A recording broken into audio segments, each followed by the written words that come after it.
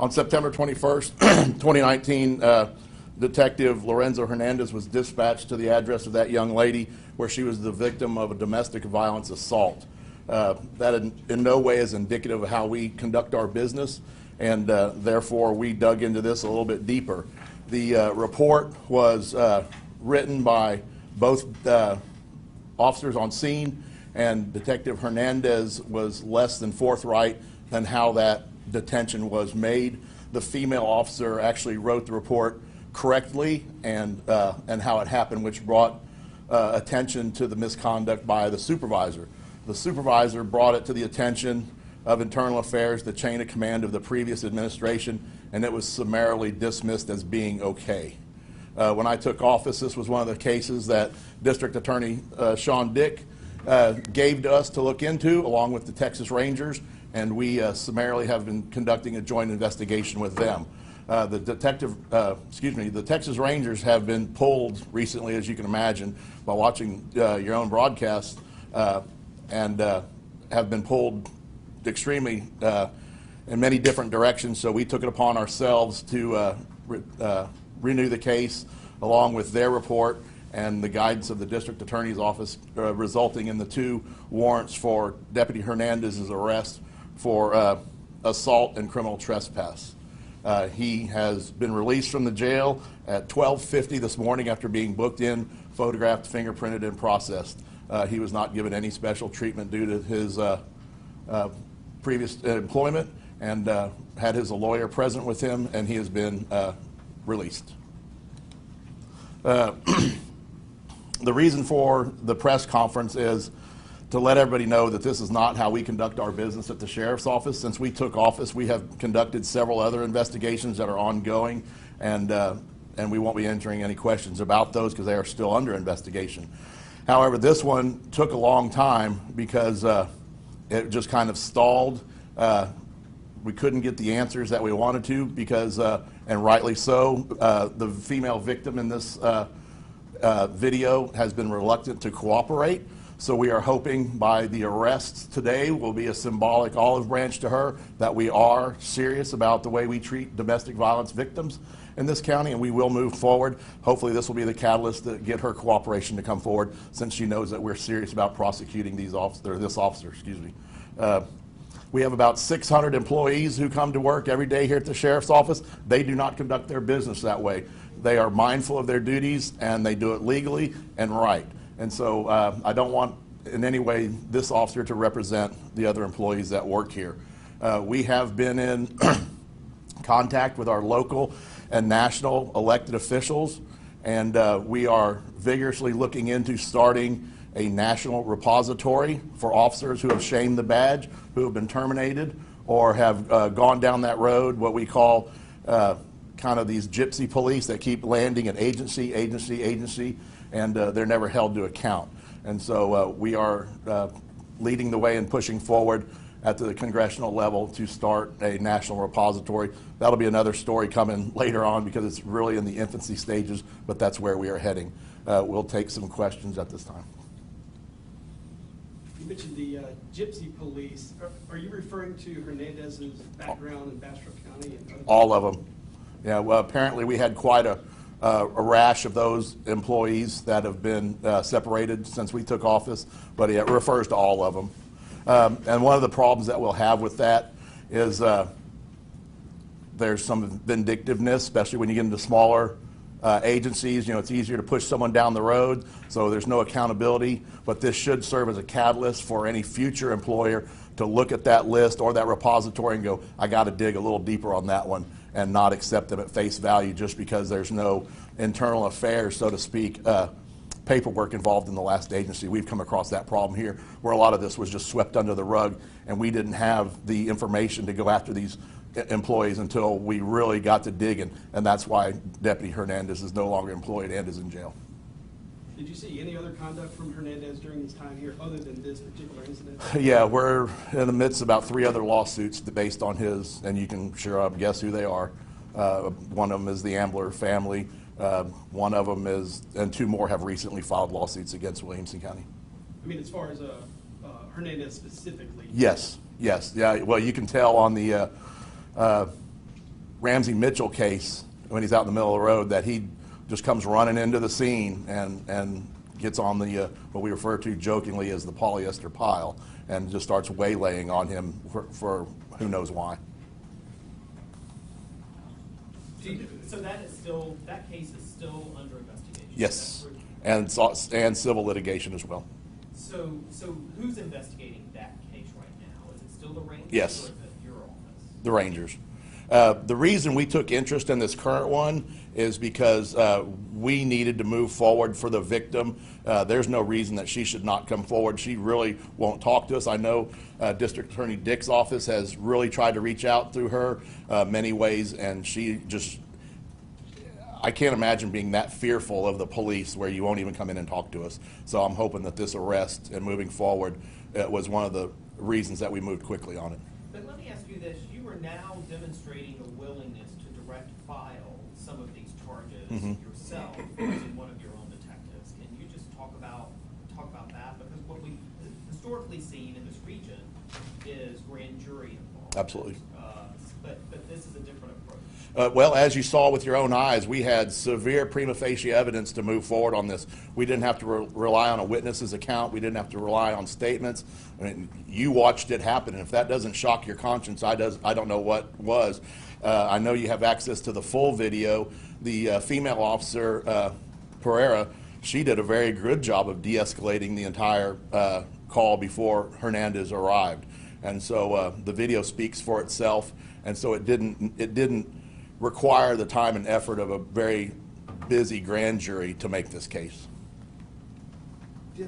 So he was, I think this was the only case that the prior administration disciplined Hernandez over. It was a one-day suspension. What did you find after that suspension? I found that the one-day suspension was he lost 10 hours of vacation time off the books. He was never suspended. They just took his vacation time from him. So suspension is designed for you to sit home and reflect and think about what you've done wrong, not just come right back to work. I mean, nothing was done. Nobody was serviced, and then to be promoted 2 months later, yeah, that's ridiculous. And that was to detective? Correct, yes, sir. Did that include a raise? Yes.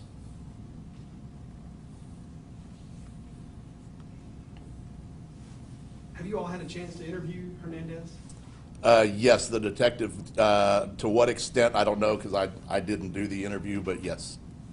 Did he seem cooperative, or? Very much so, yeah, he was very cooperative. And this is speculation on my part, but just some of the conversations I've had with the chain of command in our Criminal Investigations Division, I believe he felt that this was forthcoming.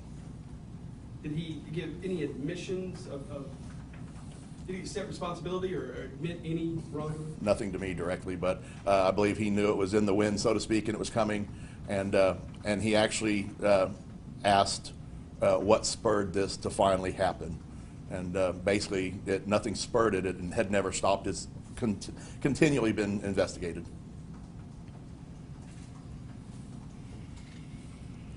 Any other questions?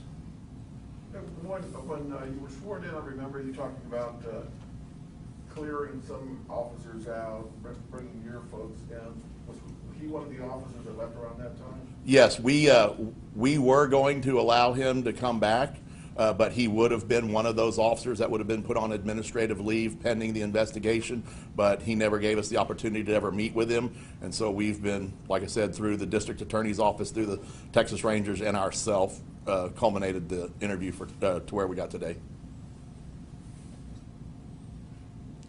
Any questions for District Attorney Dick? Maybe. He's very limited. He's very limited on what he can talk about. But we did not go through the grand jury process because they're very busy. And not to say I'm not trying to take anything away from this case at all. But usually the larger, more involved, more heinous crimes are saved for the district attorney's office and the grand jury. This one for us was fairly easy to prosecute. The video. So far, yes. Not to prosecute, but to get a warrant. Yes, sir, Chris. Sheriff, Mr. Los Santos, Williamson County Sun. So the elapsed time between January and now, Has the investigation been going the whole time, or were you slowed down by the witnesses' reticence? Yeah, it's all of the above. It's been COVID. It's been people not at work. It's the Rangers have been pulled in so many different directions here lately because of everything they've got on their plate. They're dealing with Austin cases as well. As a matter of fact, this one, the Rangers had to move this one to Waco just to get it spun back up again. And then, to be quite frank, I got tired of waiting, and so I instructed my staff just to take it over, regardless of where they were. And as luck would have it, when I called the district attorney's office to tell them that we were taking it over, the chief investigator for the district attorney's office said, "Hey, funny you called, because they just called us today and they've wrapped it up." So we all got together within the last 2 or 3 weeks and got everything together, made sure we were all on the same track, which we all were. Mr. Dick blessed off on it, and we've submitted to a judge for issuance of the warrants, and the judge signed. Sheriff, I want to ask you, we're now looking at 10 felony and misdemeanor charges total involving 6 people for their work either directly with the sheriff's office or related to the sheriff's office. What do you make of that? I mean, that's a huge, a very significant number of criminal charges. You're right. It all comes back to the selection process, and in this case, there was no selection process. You can equate everything that happens to bad selection with your employees. These people were hired because they were yes people, and they would do the bidding of the administration, and were rogue and were not disciplined. If these people would have been if all these officers that we're talking about would have been disciplined when the first strike, if you will, reared its ugly head, then we could have cut it off. But as you can tell, they just got bolder and bolder and bolder until where we're at today. The legislature recently took action against sheriff's offices cooperating with reality shows. Do you think that this played a part in what happened in the previous administration? Oh, absolutely. Yeah. Unfortunate, Williamson County is responsible for that legislation being passed. We are the sole catalyst for that law being passed. Sounds like your message to the public is pretty clear. What do you hope today says to your deputies? Our deputies know that they're here for a reason. Everybody was selected.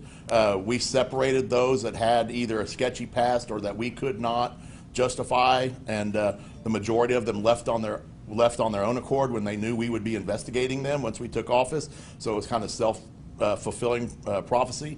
But all the deputies that here now are here for the right reason. They're in it to win it, and they stand by what we do. There was a giant sigh of relief when we came into office because they knew that they were no longer under, that cloud of shame, if you will, and they know that as long as they're doing the right thing at the right time for the right reason, they'll always have a home here.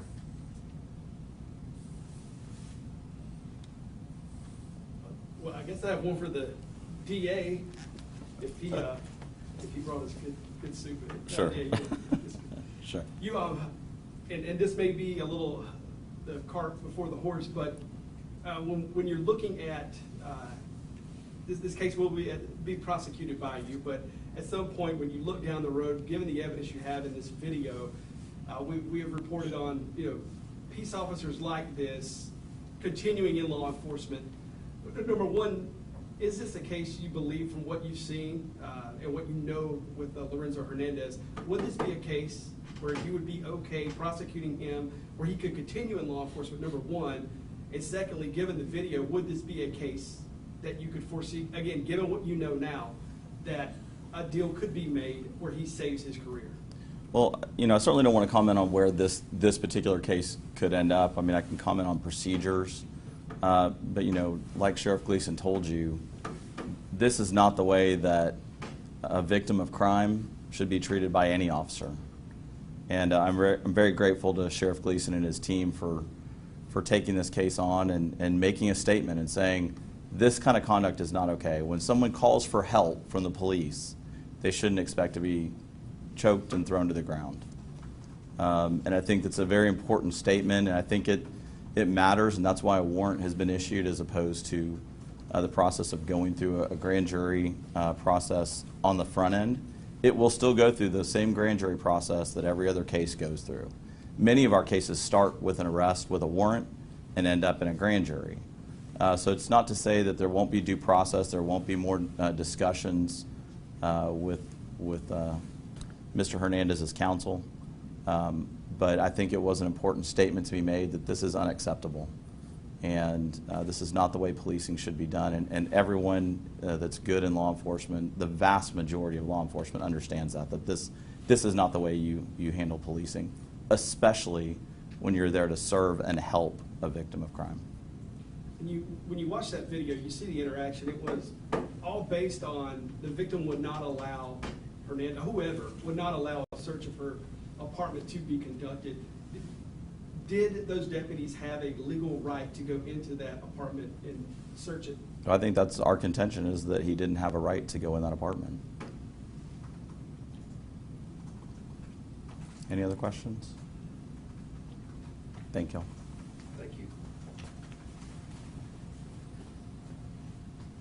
Anything else for me? Well, we appreciate everybody coming out. Appreciate your time. Thank you. Have a good day.